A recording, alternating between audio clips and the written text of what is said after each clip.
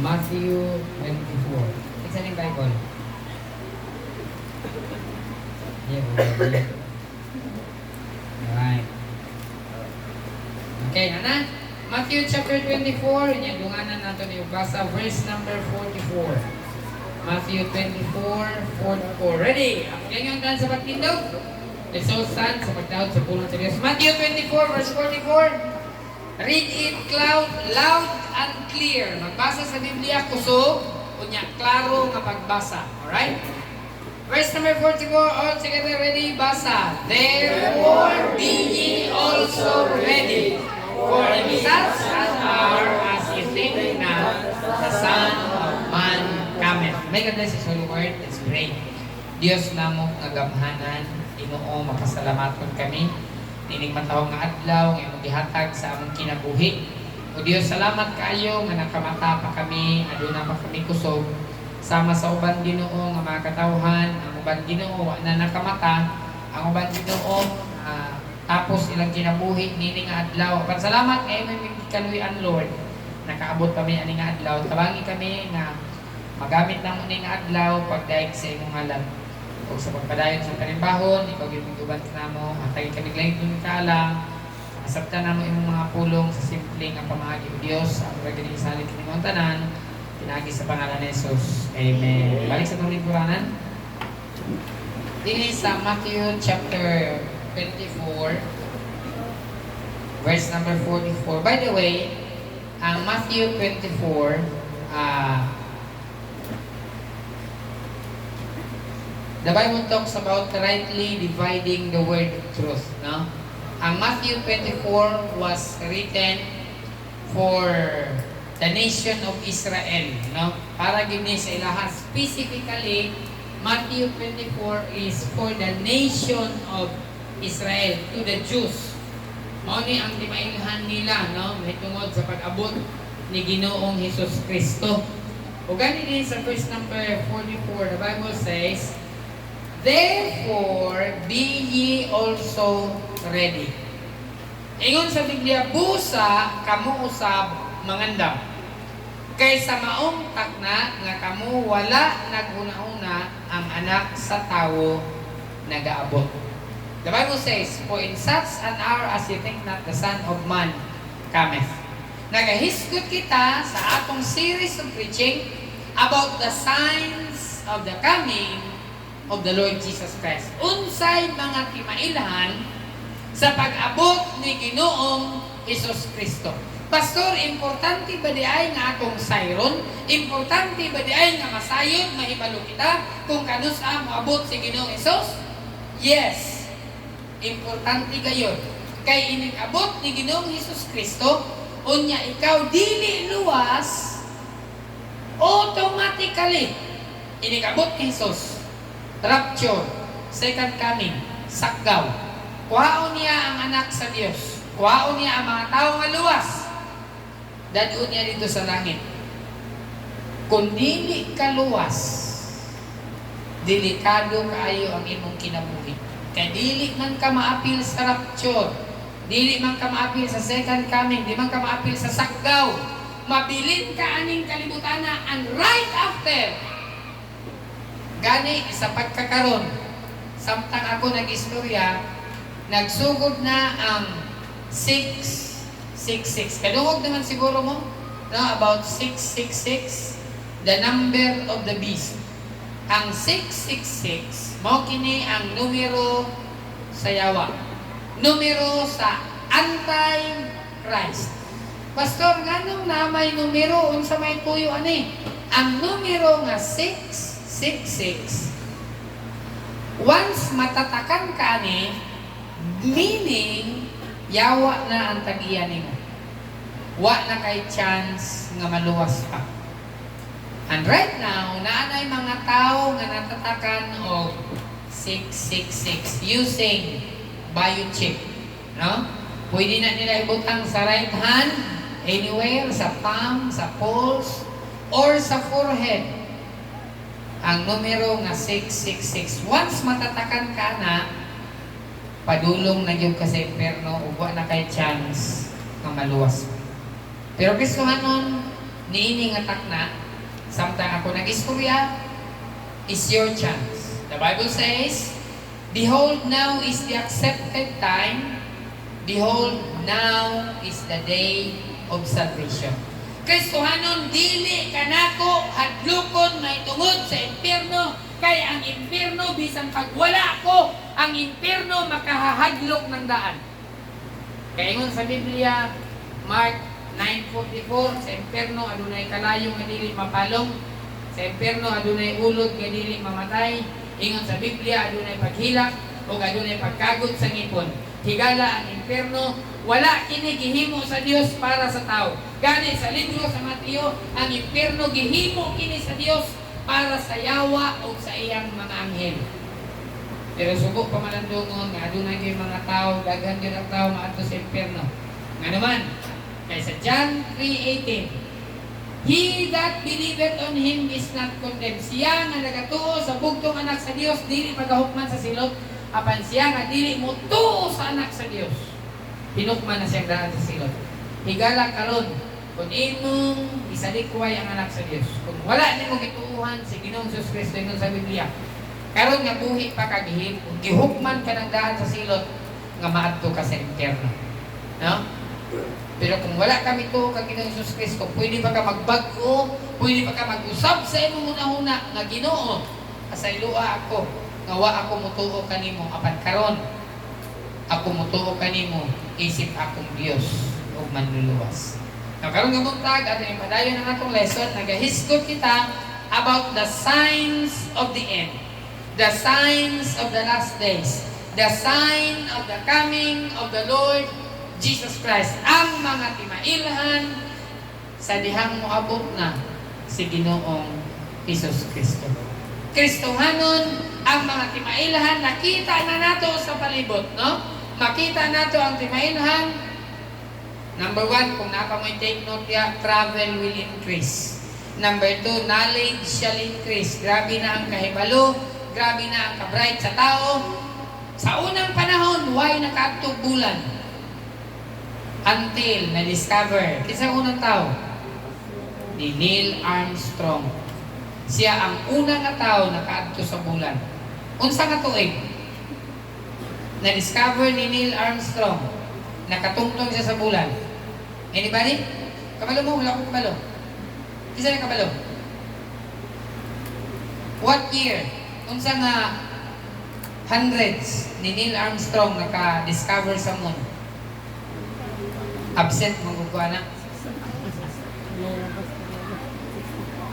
So, nakaadto siya bulan, no? Na ang tao, ang knowledge sa tao, nag-increase.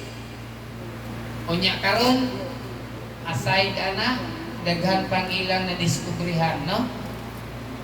Wa ko kabalo kung pila ka years ang travel nila padulong sa bulan. Pero sa akong nahibawan, karon nagkapaspas ang ilang transportation, mas nagkadali, no? Ang ilang pag-adto, no? Paspas na. Nga naman, because ang timailhan sa pagbalik ni Jesus, knowledge shall increase. World population shall greatly increase. Ang populasyon, ang tao sa kalibutan, magunsa? Magkadaghan. Gani, ang World Health Organization, they did the best they could to control the world population. Ilang gigamit tanang contraceptive, pills, implants, including abortion. Buhaton nila tanan kay para makontrol nga dili na mudaghan ang tao. Pero kabalo ba mo sa diha nagamit, na diskubrihan na ang sa tokingon contraceptive, pag-control sa population sa diha nanay contraceptive. Nakabantay ba mo nga mas midaghan hinoon ang tao? Nga naman, kaingon sa Biblia, ang Diyos ang nagbuot ani. Amen? Meaning, mas gamahanan ang Ginoo kaysa tao. Bisan pag unsaon nimong pugong, hindi ka na manganak, pag moingon ang Ginoo, manganak ka, di ka kakabuot. No? Makanak, gyud. Si Sarah man gani, miabot siya sa punto nga, ingon sa pulong sa Diyos, nagminopos na siya. Ingon pa sa Biblia, si Sarah wa na siya paglaom, hindi na gid siya kaanak. Pero sa panahon nga wa na siya paglaom, diha pa inon siya naka-anak. Kinsa nagbuot? Si Sarah ba? Ang Ginoo. Higala yun sa pulong sa Diyos mga Kristohanon, ang world population, usa ka timailhan. Now, inig-increase, madaghan ang mga tao. Timailhan kini sa pagbalik ni Ginoong Jesus Kristo. Karon atong ipadayon ang lesson about the signs of the second coming of the Lord Jesus Christ, no? I want you to turn with me to Revelation chapter 9. Wala ko kabalo kung ikapila na ni, kung nag-take note mo din ha. Ika number 5. Revelation chapter 9. Signs of the coming of the Lord Jesus Christ. Sige. Ablihin inyong Biblia para dili ta ignorante. Pag abot na ito ani nga panahon, muabot ta ani nga punto, makaingon na ta, ay, iingon na dahil sa Biblia. Timailhan na dahil nga mubalik si Jesus. Amen? Okay. Revelation 9, 17 of 19. Dua ka verse? 9, 17 of 19. Alright. Ready? Verse 17. All together ready?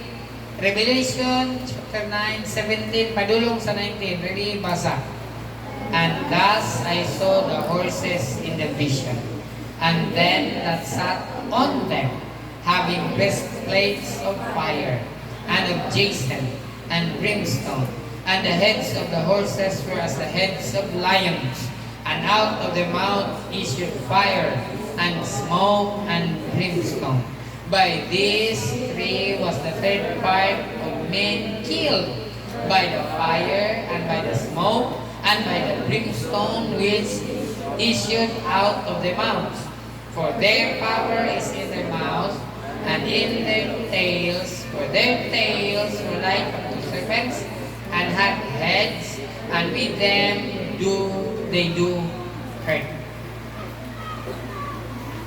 Kung imong basahon ang Revelation chapter 9, 17, paingon sa 19, kung imo ning iliteral, murag lisod yun ni Sabtod.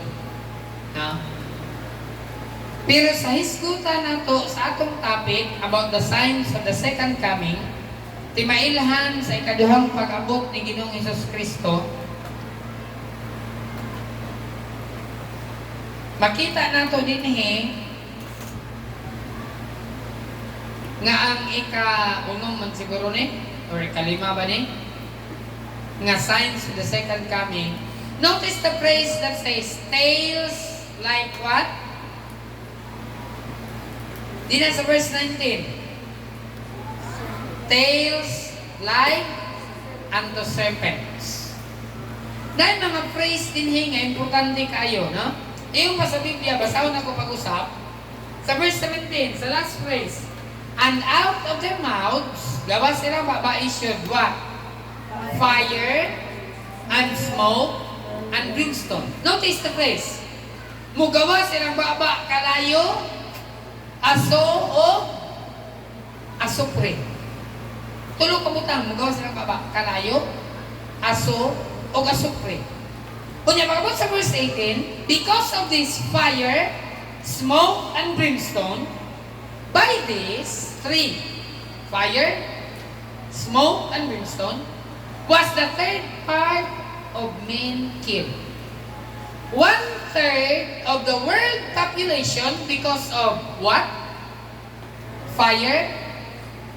Tanawa sa Biblia, kaya para di mo maglibog sa last phrase sa verse 17. Sa ito, fire, smoke, and brimstone. Tungod sa kalayo, aso o kasupre, pagabot sa verse 18, 1/3 of the population, 3/4 sa population, sa world population. Pila ganitong world population sa atong na-discuss?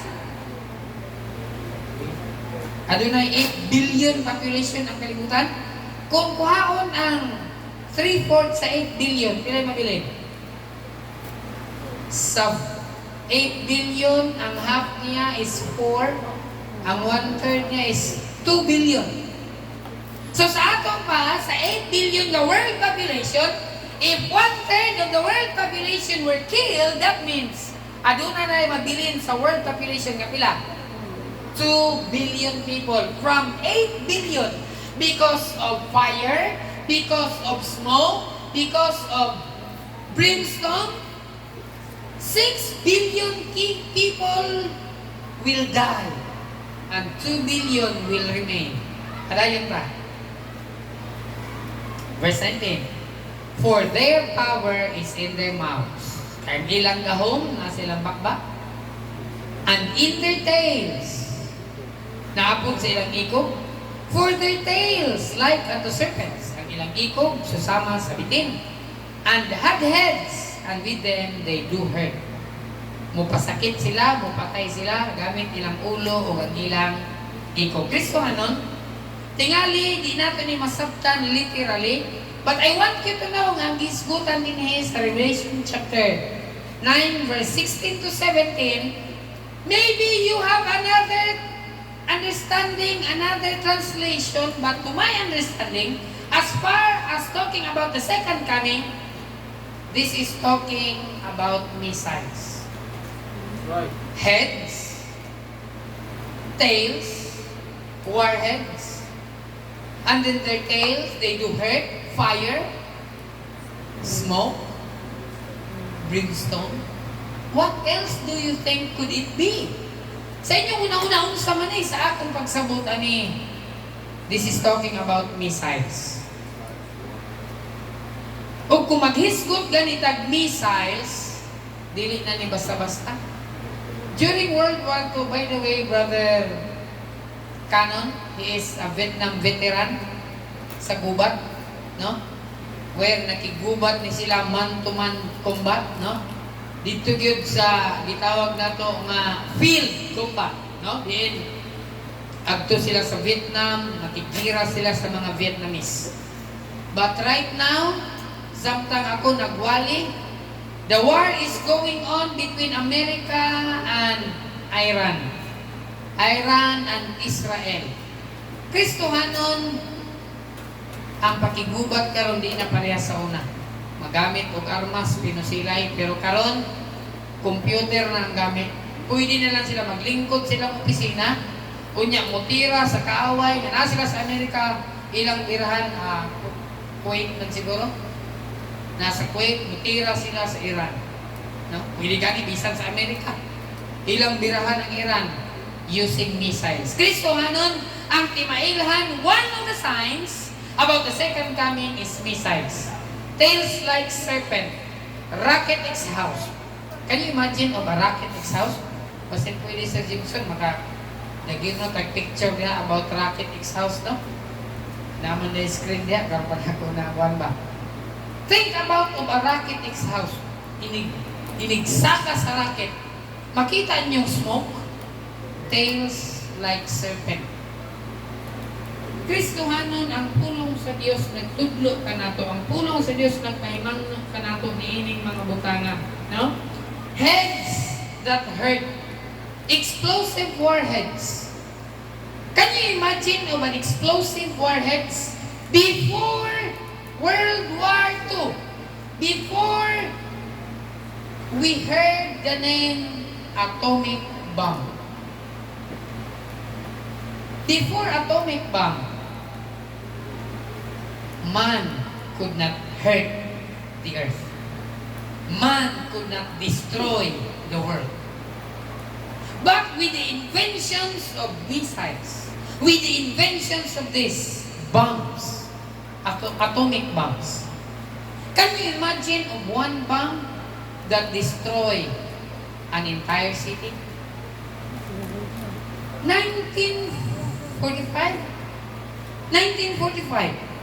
And think about this year. This is 2026. How long has it been? 45, 55, 65, 75, 85, 95, 25, 61 years ago.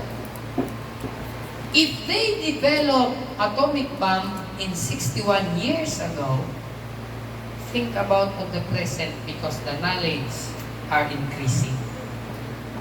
Sa una, ang atomic bomb will destroy in one blow an entire city. But right now, as I am talking, one missile destroy a nation and even the world. And the Bible talks about it. It's clear. Look at that. Tails like serpent. Kanang usa ka blow, usa lang ka buto, anak.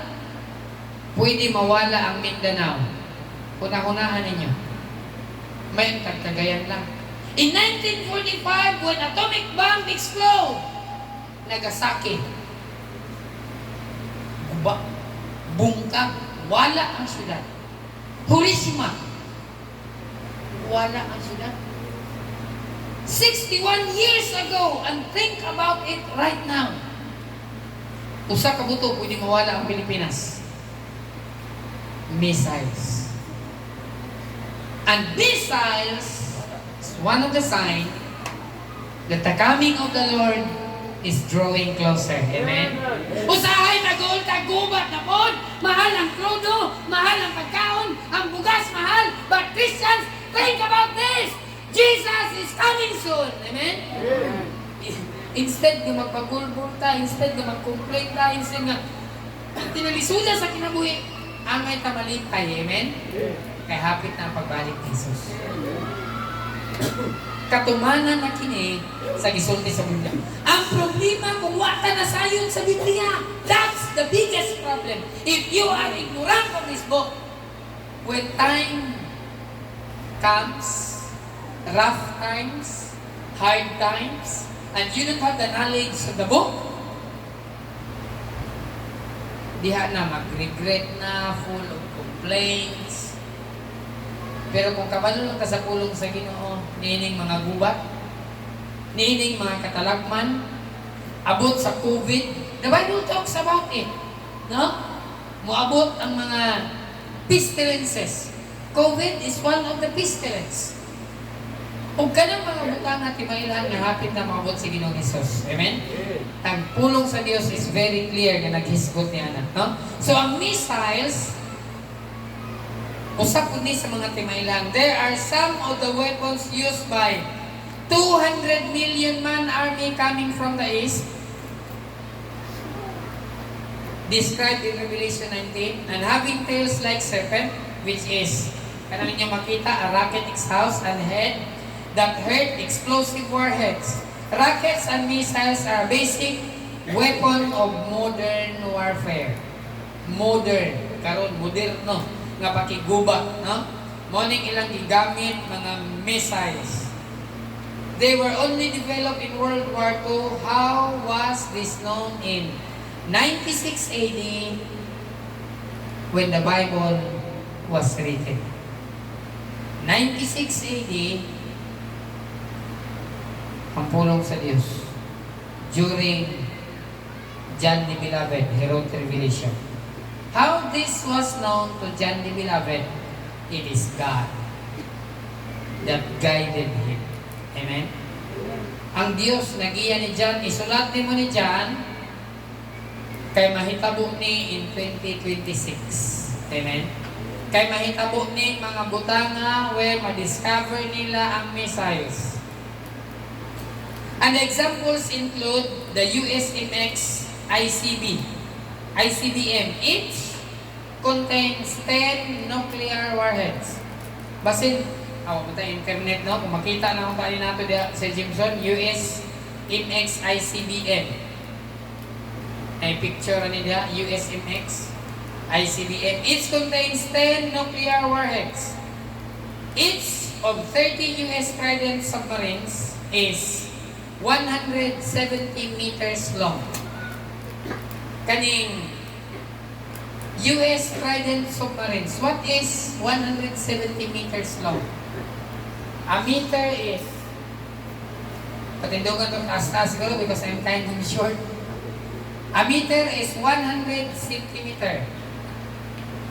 Sa kametros. 170 meters. One post sa Sipalco, that's quite 90 man siguro na. No? That's 90 meters. Unya, 170. Hapit duha ka poste. Duha ka poste sa Sipalco. Kanang main line na, di na sa telefon. Duha ka poste sa mainline sa Sipalco, ang katasod sa usa ka submarine. Unya ang karga na mga missiles. Tanawa ninyo.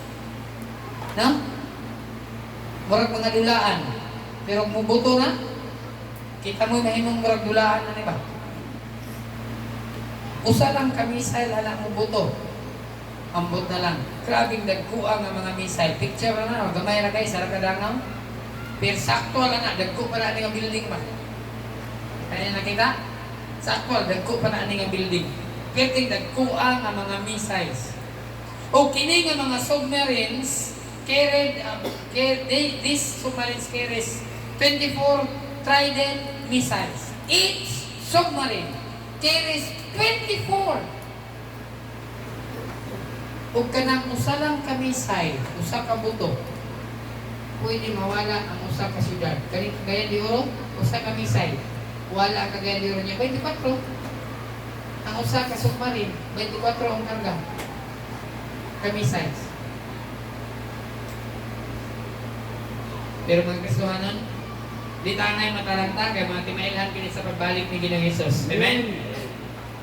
Each state with up to 17 nuclear warheads. This gives a total of 400 nuclear missiles per submarine. Enough to destroy more than 100 major cities in one blow. 100 major cities. Think about the Philippines.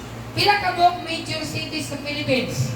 I don't think makaabot og 100 major cities sa Philippines. Wala ra gyud.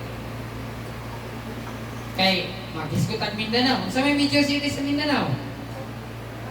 Cotabato, Davao. Ay, hindi man na Cotabato. Kay pa man ano?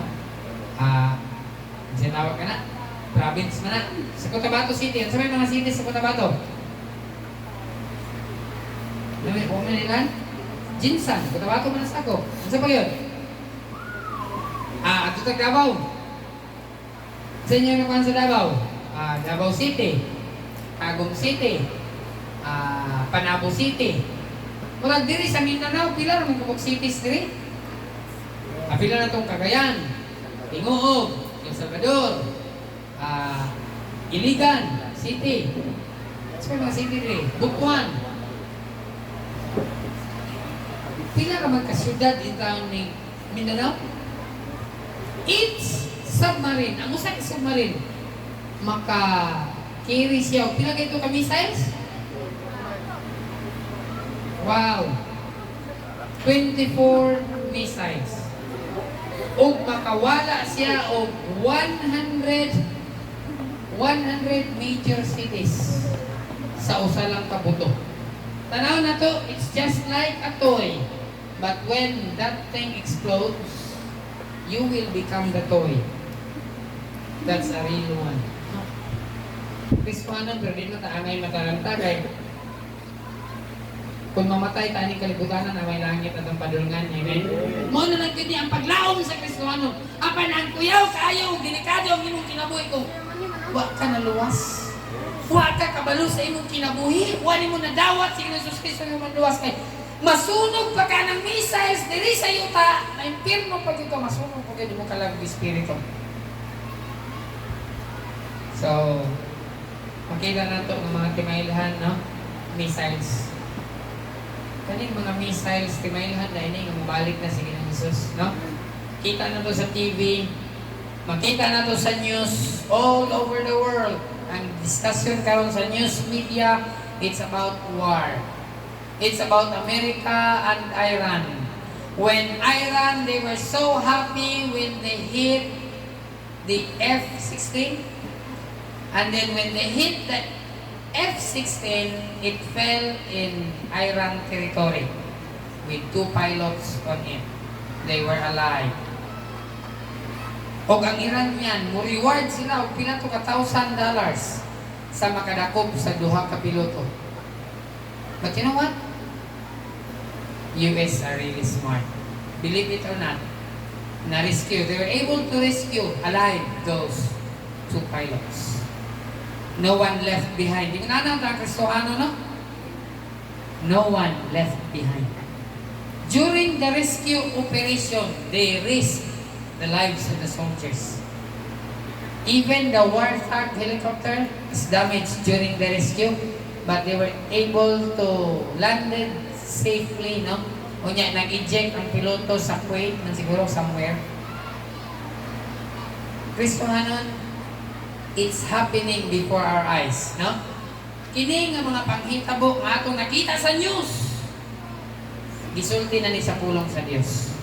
And Iran right now, during the ancient times, is called Persia, which is an enemy to Israel. Kung kini nga mga panghitabo, kapahinumdum na to, na duol na, ug hapit na ang pagbalik sa atong Ginoo. Amen? Besides. Next. Let's turn to Revelation 11. Revelation 11 verse 18. Revelation 11 verse number 18. The Bible says, Revelation 11:18. Okay, dunganan na ito basa. Revelation 11:18. Ready? Basa. And the nations were angry, and their wrath is come, and the time of the dead, that they should be judged, and that thou should give reward unto thy servants, the prophets, and to the saints, and them that fear thy name, small and great, and shouldest destroy them which destroy the earth. The last phrase is very important. Look at the last phrase. Ano sa kayong sa last phrase? And shouldest destroy them which destroy the earth. Basahon sa nato sa sinugdanan. And nations were angry, and thy wrath is come, and the time of the dead, that they should be judged. The time of the dead, that they should be judged. When this will be? When Jesus comes. Iyang pagkahukman ang mga nangamatay. Sunod. And that thou shouldest give reward unto thy servants, the prophets. This is after the second coming. Amen? Muhatag ka siya reward unto the saints, and them that fear thy name, small and great, and shouldest destroy them which destroy the earth. Christians, God promised in His Word that He will destroy them which destroy the earth. What weapon that will destroy the earth? It's only a nuclear bomb. Missiles could destroy an entire city, but only a nuclear weapon that would destroy the earth. Kristohanon, the signs of the second coming, next thing is nuclear weapons. And nuclear weapons is known today. Amen? But you know what? God would not let any nuclear weapon to explode, because He said in Revelation chapter 11 verse 18, He would destroy them which destroy the earth. Katong nagplano, the nation that is making a nuclear weapon, God will destroy them. God said it in His Word. God would not let any human being will destroy the earth, because this earth is reserved for the day of wrath. God will be the one in charge to destroy the earth. Amen? Dili tao ang magbuba ining kalibutan na.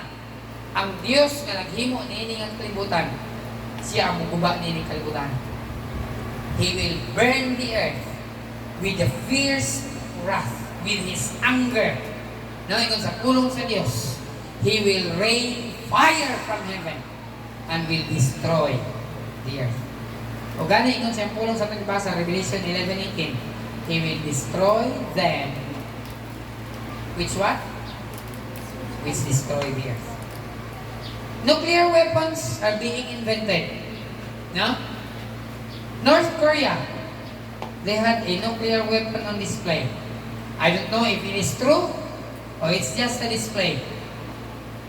But people are increasing in knowledge. They have the idea how to destroy the earth. But people, nations which had nuclear weapons are people who had kanang gitawag bitaw nato ignorance about God and His Word. Because what is the use of a nuclear weapon? If you have one, if you are going to blow a nuclear weapon and it would kill you, why would you blow it? It's like committing suicide. But you know what? Ang mga tao nga nag-imbento katong mga komunista, katong mga tao nga dili mo ilag Dios. Tanaw nila, mapildi naman ta, wala naman tayo chance, suicide na lang ta. Pero ingon sa Ginoo, dili niya itugot. Amen? Because He will destroy them which destroy the earth. Yes, nag-imbento silang nuclear weapons, but nobody would dare to make it explode because God is still in control. Missiles? Yeah, do it. But no, with nuclear, I'm in charge. Amen?